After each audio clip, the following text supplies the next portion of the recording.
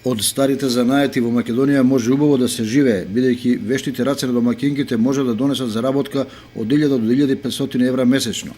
Примери за тоа кај нас нема многу, но во соседните Србија и Бугарија добри домакинки со везење, ткаење и плетење прават оригинална облека која на европазарите постигнува висока цена. Штета е што жените кои се вешти во овие работи тешко се одлучуваат да започнат бизнис или да отворат некакви работилници во кои стекнатите знаења од повозрасните ќе ги ефектуираат и ќе заработат. Научена сам на се да работам. Да везам и сега ноќеска сам до 3 сата никалци плетела на наша пријателка на сите. Кои дојдат на сите сакам да им подадам нешто. За везење, за плетење немам што да кажам. Па заработува се кој знае како треба да уработи квалитетно и убаво.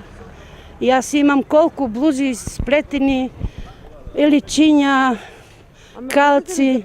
Младите не работат, ама е убаво. Плетеното секогаш си вреди.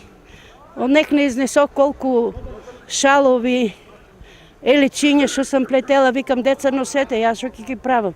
Не можам да седам така едно од друго да сплетам, плетам. Ние старите да се најдеме у работа, што да правиме?